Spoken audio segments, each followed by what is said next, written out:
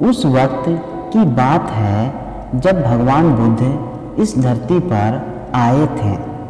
एक व्यक्ति जिसके पास धन दौलत की कोई कमी नहीं है, उसके साथ जीवन काटने वाली पत्नी और राम लक्ष्मण जैसे 2 बच्चे भी हैं। उसके पास सब कुछ है।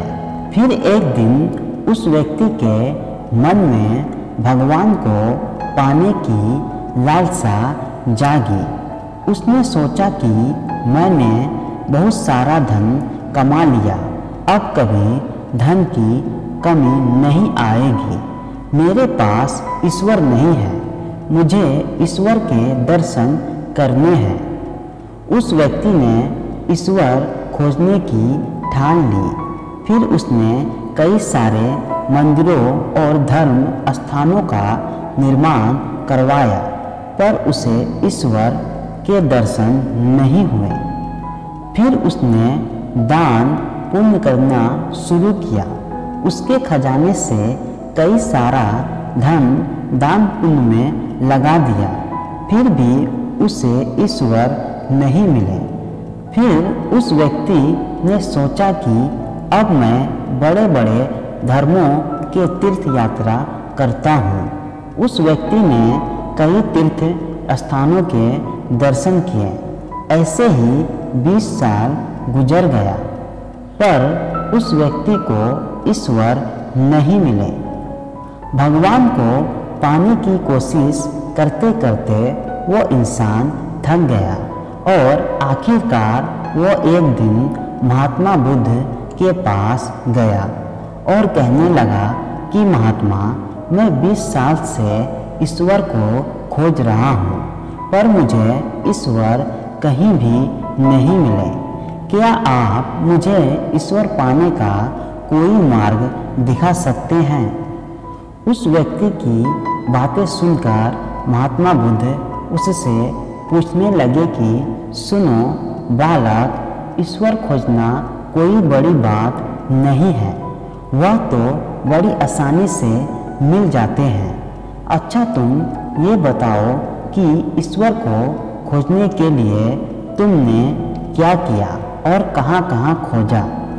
वह व्यक्ति बुद्ध को पूरी बात बताता है कि मैंने कई सारे मंदिरों और धर्म स्थानों का निर्माण किया, दान पुण्य किया और कई सारे तीर्थ स्थानों के दर्शन किए, फिर भी मुझे ईश्वर नहीं मिले। महात्मा बुद्ध उसकी बातें सुनकर हंस पड़े और कहा, ठीक है, तुम्हें ईश्वर के दर्शन करने हैं ना, तुम शाम के वक्त मेरे पास आ जाना, तुम्हें ईश्वर मिल जाएंगे। वह सज्जन खुश होकर चला गया कि मुझे आज ईश्वर के दर्शन होंगे। फिर कुछ देर बाद शाम होने को आई, पर महात्मा बुद्ध शाम होने से पहले कुछ ढूंढने लगे हैं। शिष्यों ने आकर पूछा कि गुरुजी, आप क्या ढूंढ रहे हैं? महात्मा बुद्ध ने बताया कि मेरे पास एक कीमती मोती था, परंतु वह कीमती मोती खो गया है, उसे ही ढूंढ रहा हूँ।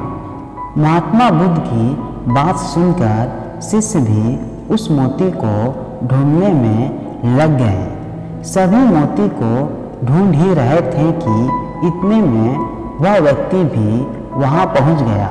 उसने देखा कि कुटिया के बाहर महात्मा बुद्ध और उनके शिष्य कुछ ढूंढ रहे हैं। उस व्यक्ति ने बुद्ध के पास जाकर पूछा कि गुरुजी, आप सब क्या ढूंढ रहे हैं? महात्मा बुद्ध ने बताया कि मेरा कीमती मोती खो गया है, उसे ही ढूंढ रहे हैं। यह सुनकर वह व्यक्ति भी उस खोए हुए मोती को पूरी लगन से ढूंढने लगा। ढूंढते ढूंढते रात होने को आई, पर मोती नहीं मिला। वह व्यक्ति परेशान हो गया। फिर महात्मा बुद्ध से पूछा कि गुरुजी, आपने आखिरी बार मोती को कहाँ देखा था? ठीक से याद कीजिए। महात्मा बुद्ध सोच कर बताते हैं कि मैंने आखिरी बार मोती को कुटिया के अंदर देखा था। यह सुनकर वह व्यक्ति थोड़ा गुस्सा हो गया और बुद्ध से कहने लगा, लगता है आप में थोड़ी सी भी अक्ल नहीं है। अगर मोती आपकी कुटिया के अंदर गुम हुआ है तो कुटिया के अंदर ही मिलेगा ना, बाहर थोड़ी मिलेगा। आप सब व्यर्थ में बाहर इधर उधर ढूंढ रहे हैं और मुझे भी अपने साथ ढूंढा रहे हैं।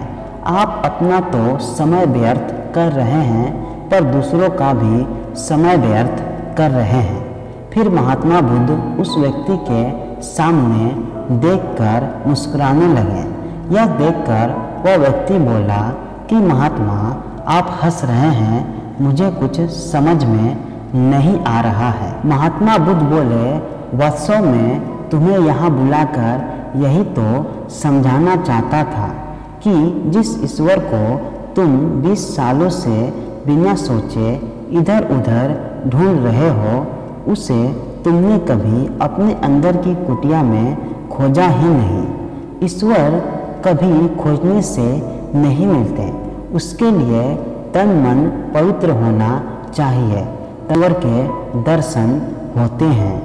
अगर तुम ईश्वर के सच्चे दर्शन करना चाहते हो तो इधर उधर भटकना छोड़कर अपने अंतर आत्मा में ध्यान लगाओ, ईश्वर तुम्हें वही मिलेंगे।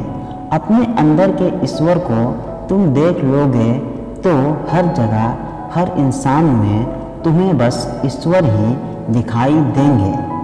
महात्मा बुद्ध की अमृत भरी वाणी सुनकर उस व्यक्ति को अपनी गलती का एहसास हुआ और बुद्ध के चरणों में गिर पड़ा और माफ़ी मांगते हुए कहा कि मैं व्यर्थ में ही इधर उधर भटक रहा था।